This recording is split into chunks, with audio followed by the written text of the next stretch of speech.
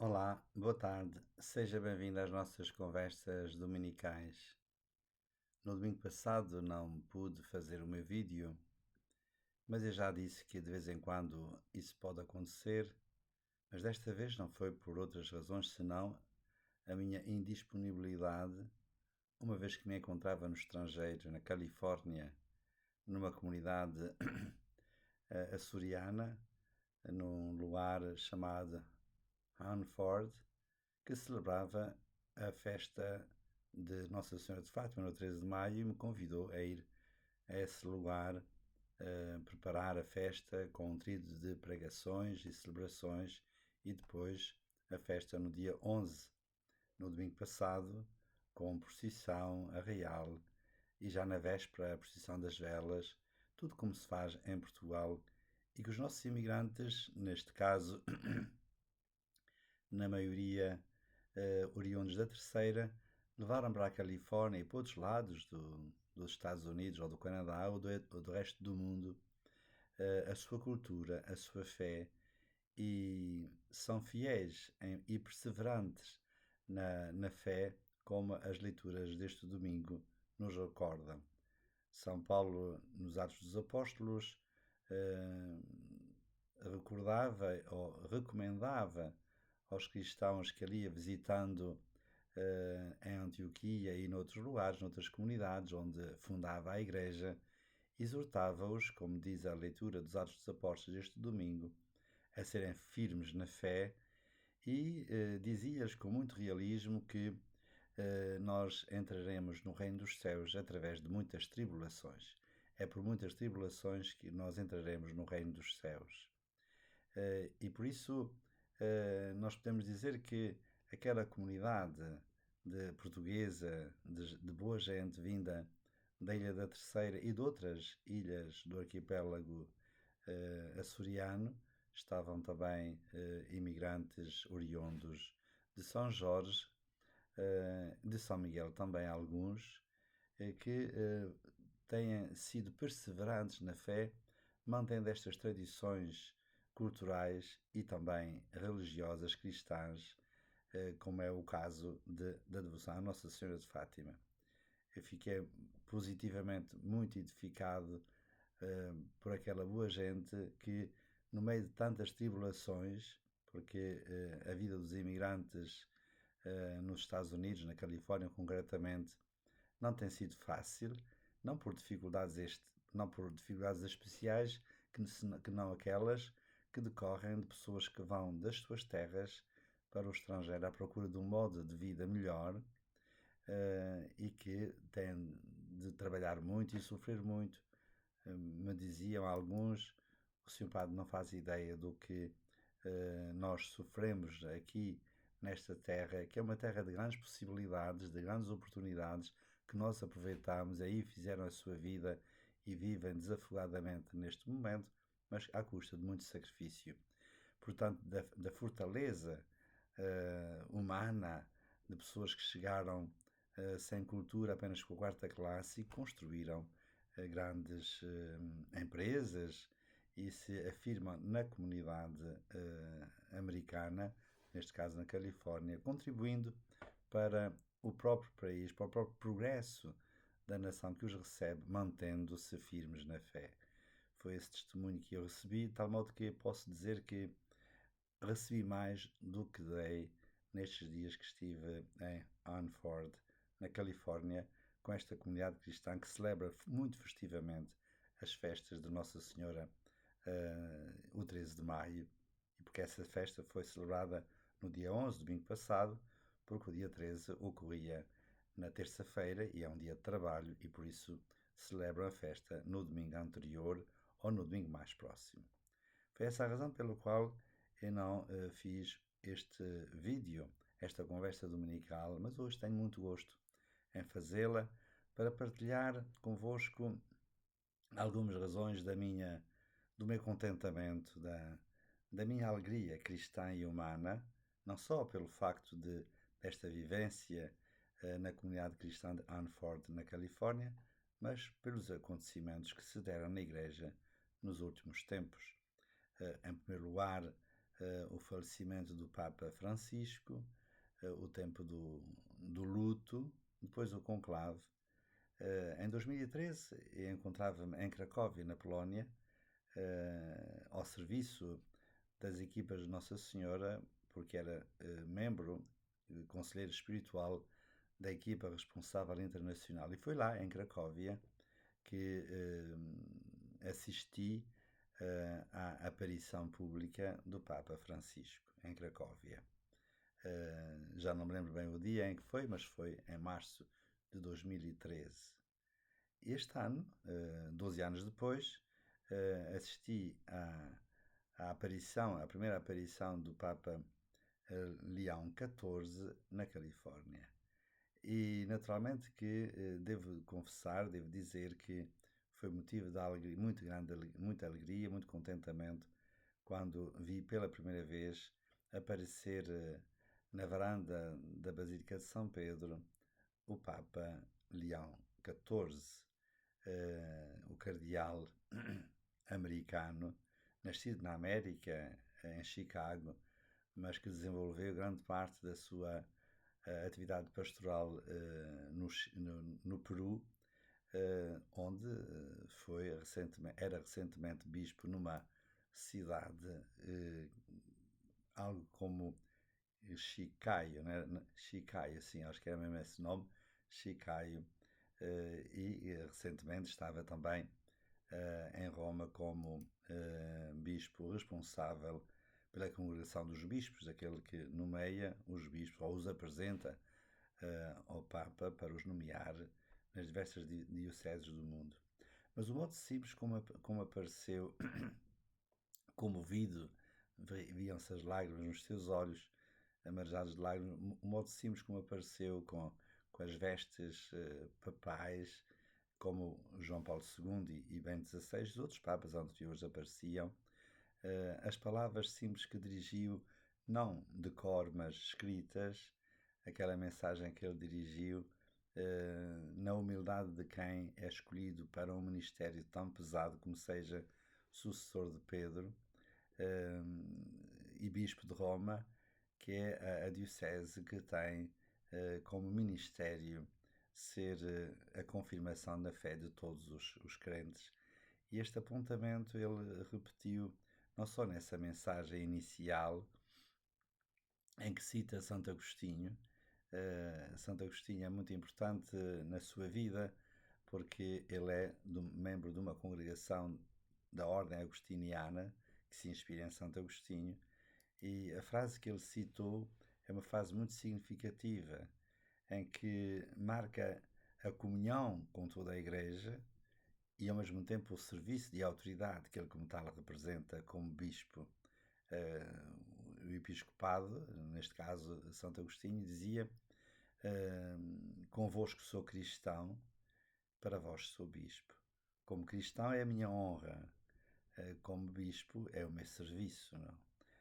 O ministério episcopal que tem, segundo a tradição da Igreja, e é consagrada pelo Concílio Vaticano II, o tríplice ministério de governar a Igreja, o serviço de unidade na verdade e na caridade, o serviço de santificar a Igreja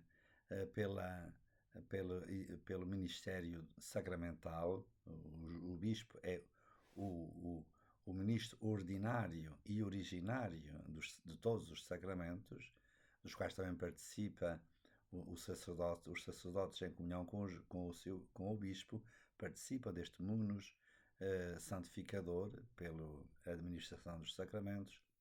O serviço da autoridade, da unidade da Igreja na verdade e na caridade, e o Papa Leão XIV sublinhou estas duas vertentes. A união só se constrói na verdade e na caridade. Na verdade e na caridade. É muito importante este sublinhar a verdade e a caridade num tempo em que, do ponto de vista de uma certa mediação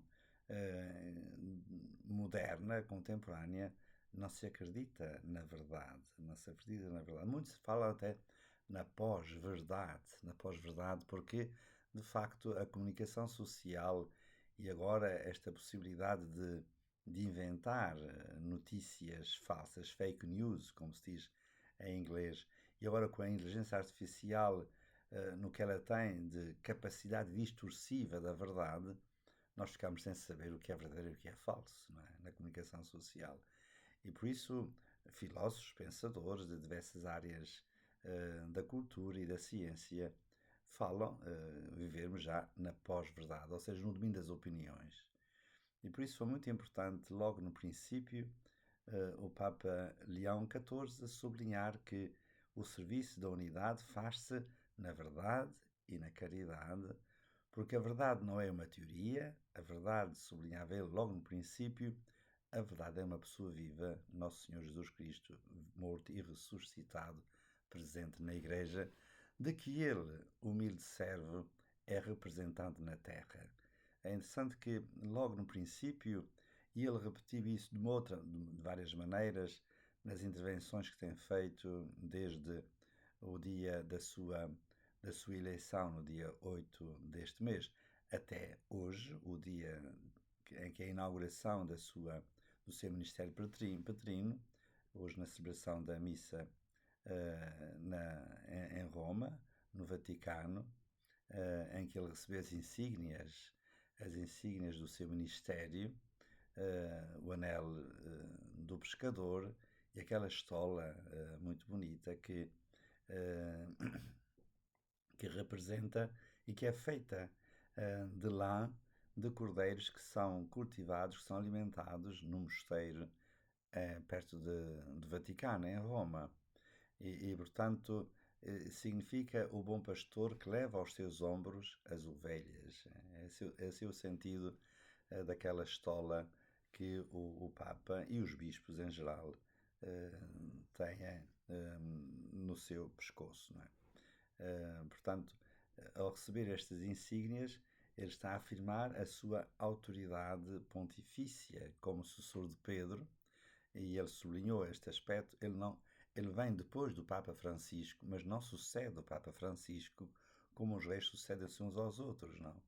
Ele é o sucessor de Pedro e foi várias vezes sublinhado nas intervenções que ele tem feito de então para cá, e hoje concretamente ele sublinhou isto: eu sou bispo de Roma, sucessor de Pedro, representante de Cristo na Terra. É um mistério admirável este, que representa o Papa Leão XIV. Mas também tem o Ministério da Doutrina, de ensinar a verdade, não é? Ele é o principal, o bispo nas suas dioceses são os principais doutores da Igreja, no sentido de transmitir a fé e transmitir a sã doutrina, a doutrina sadia, a doutrina verdadeira, que no fundo, como ele dizia logo naquela intervenção, quando apareceu na tribuna do Vaticano, na janela do Vaticano, ele dizia claramente: sermos testemunhas e anunciadores do Evangelho. O Evangelho é o nosso Senhor Jesus Cristo, ele é o Evangelho. E por isso ele é o caminho, a verdade e a vida. E por isso o Santo Padre é a referência, e como Bispo de Roma, sucessor de Pedro, vigário de Cristo na Terra, o principal símbolo eficaz do que é a verdade. A verdade da fé. Aquilo que o Código de Lirã, São Vicente de Lirã, dizia: a verdade, que é aquilo que sempre, aquilo por todos e por toda a parte foi acreditado como verdade. Não é? Portanto, quando o Leão XIV cita Santo Agostinho dizendo: convosco sou cristão e esta é a minha honra, a minha alegria, a minha dignidade pelo batismo e pelos sacramentos. Nós, nos últimos tempos, temos ouvido sublinhar muito o batismo, e é verdade, nunca será demais sublinhar a importância do batismo nas nossas vidas, porque é o nascimento ou o renascimento, como nós ouvimos, como nós ouvimos no Evangelho de São João. Quem não nascer de novo não pode ver o reino de Deus, disse Jesus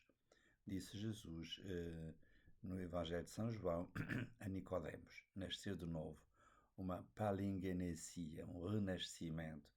E portanto, nunca será demais nós sublinharmos a importância do batismo. Mas o batismo não é o único sacramento. O Concílio de Trento formulou esta como dogma, mas não foi o primeiro. No segundo Concílio de Leão, em 1274, numa altura em que havia muita polémica de algumas seitas, algumas heresias, digamos assim, concretamente os valdenses, que reduziam tudo ao batismo, como depois, no século XVI, Lutero e os reformadores praticamente reduziam tudo ao batismo, e pelo batismo somos todos iguais. O Concílio de Trento, já o segundo Concílio de Leão, 1264, teve necessidade de dizer que os sacramentos são 7. O batismo, o crisma e a Eucaristia são os sacramentos da iniciação cristã. A penitência e a unção dos enfermos, os sacramentos da cura, e os sacramentos da ordem e do matrimónio, os sacramentos da missão. Né? E, portanto, nós, por estes sacramentos, somos, por um lado, iguais, na mesma dignidade, mas diferentes no estilo e, sobretudo, no serviço, no ministério. E, portanto, quando Santo Agostinho diz convosco sou cristão, está a referir-se a esta dignidade transcendental, diríamos nós, que decorre do batismo e dos restantes sacramentos, sobretudo os sacramentos de iniciação cristã.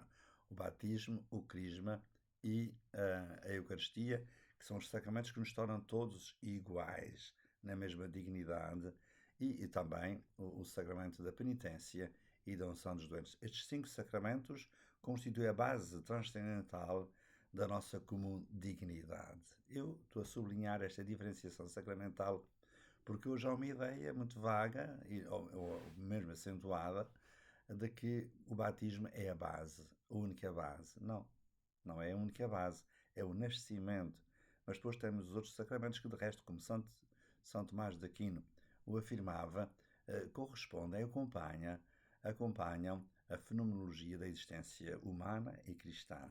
Pelo batismo é o nascimento, pelo crisma é a fortaleza do crescimento, pela Eucaristia é o alimento, pelo sacramento da penitência e da unção dos doentes, o sacramento da cura das nossas doenças, a doença espiritual que é o pecado, as doenças corporais, físicas, que é a unção dos doentes, e depois os sacramentos da missão, ordem e matrimónio. São sacramentos da missão. O matrimónio cuja missão está na origem, na própria criação, quando Deus diz a Adão e Eva, pronto, a toda a humanidade, porque Adão e Eva representam todo o homem e toda a mulher. Crescei e multiplicai-vos, enchei a terra. Pronto, isto é um mandamento, é uma missão. O crescer e multiplicar-se faz parte da natureza humana, da paternidade e da maternidade. É interessante que o Papa Leão XIV, mesmo de passagem, já referi várias vezes que a família cristã, a família humana, é a família constituída pelo homem e pela mulher. E a importância da natalidade, da paternidade responsável, da maternidade, como condição humana e como missão. E depois o sacerdócio como missão, né? Na sucessão do ministério apostólico. Mas Santo Agostinho, que é o grande mentor do Papa Leão XIV, diz também, mas para vós sou bispo, isto é, a sua autoridade. A autoridade não é o mesmo que poder. A autoridade vem de dentro. A autoridade é a comunicação da vida, e que é paterna, e naturalmente que o sacerdócio é uma paternidade espiritual de quem irradia a vida, de quem a transmite, como de resto nós somos todos convidados a irradiar a vida à nossa volta, não só a vida em termos biológicos, de quem é pai e de quem é mãe biologicamente, como foram os meus pais, como foram os pais do Papa Leão XIV, mas sermos irradiadores de vida à nossa volta na experiência cristã da graça. É interessante que o Papa Leão XIV, na homilia de hoje, fazia referência aos sinais negativos da humanidade contemporânea nas guerras, nas violências e tantas outras situações. Ele é muito sensível também à questão social, dos desequilíbrios sociais decorrentes decorrentes da ganância dos poderosos, porque o que está na origem da miséria na humanidade é a avareza de alguns que querem ter tudo para si e não deixam espaço para os outros, para o desenvolvimento humano. E, portanto, ele é muito sensível até pela sua experiência missionária. Ele é um homem americano que vem de uma sociedade de oportunidades, de bem-estar, mas viveu grande parte da sua vida sacerdotal nas missões no Peru. E, portanto, ele tem a experiência dos desequilíbrios sociais, da pobreza, da miséria. E na sua mensagem de hoje ele faz referência a isso. Mas diz uma coisa muito importante, que a Igreja Católica, de que ele é a cabeça como Papa, como sucessor de Pedro, representante de Cristo na Terra, que a Igreja seja como um fermento no meio da massa, como dizia o Evangelho, Jesus diz no Evangelho, no Sermão da Montanha, vós sois a luz do mundo, vós sois o sal da terra, não é? Ora, o sal tem a capacidade, as potencialidades do sal de temperar, de dar sabor, de conservar e de quebrar o gelo, não é? Quebrar o gelo. E essas capacidades, além de outras, o sal tem imensas virtualidades. O sal, o nosso sal, mas recentemente foi medido que o sal dos Himalaias tem 82 potencialidades, virtudes, portanto, que é muito importante para a nossa saúde, não é? Vós sois sal da terra, vós sois luz do mundo, vós sois fermento. E o Papa Leão XIV, hoje, na sua homilia, chamava a atenção para esta missão da Igreja no mundo ser, neste mundo complexo em que vivemos, globalizado, sermos fermento no meio da massa. E quem pôde assistir à missa de inauguração do pontificado de Leão XIV pode ter ficado admirado, encantado com a beleza da celebração, onde estava a Igreja representada pelos cardeais, pelos bispos, pelos diáconos, pelos sacerdotes e pelos cristãos vindos de todo o mundo, mas também pela sociedade política, pelos representantes das nações que têm acreditação como embaixadores na Santa Sé. É admirável. A Igreja está no mundo para ser fermento de uma nova humanidade e esta mensagem é dirigida a todos, porque na mensagem que ele dirigia ao corpo diplomático na Santa Sé, disse em palavras simples que eles são representantes da humanidade na sua complexidade e é nessa humanidade, na sua complexidade, presente na humanidade, que a Igreja é chamada a ser fermento de um mundo novo, de uma nova humanidade que se deve construir com o fermento do Evangelho, não é? Portanto, razão de esperança. São estas razões e muitas outras que faz com que eu esteja particularmente satisfeito, feliz, contente, cheio de esperança com o pontificado de Leão XIV, pelos sinais que ele nos tem dado desde o princípio da sua aparição até hoje, na celebração da inauguração do seu pontificado, são sinais de esperança de um homem verdadeiramente de Deus, não é? Podemos esperar muito do Papa Leão XIV na fidelidade à grande tradição da Igreja. Na conversa ou no encontro que ele teve com as igrejas orientais em comunhão com Roma, ele disse uma coisa muito interessante. Nós podemos aprender de vós, nós os latinos, a beleza do mistério litúrgico, da santidade. Que esse desejo e essa aprendizagem com as igrejas que estão em comunhão com a Igreja Católica dos ritos orientais, que nos dá noção do sagrado, do mistério, contagia também as nossas celebrações. Eu gostava de acrescentar ainda 2 pontos que decorrem do nome que o Papa Leão XIV escolheu.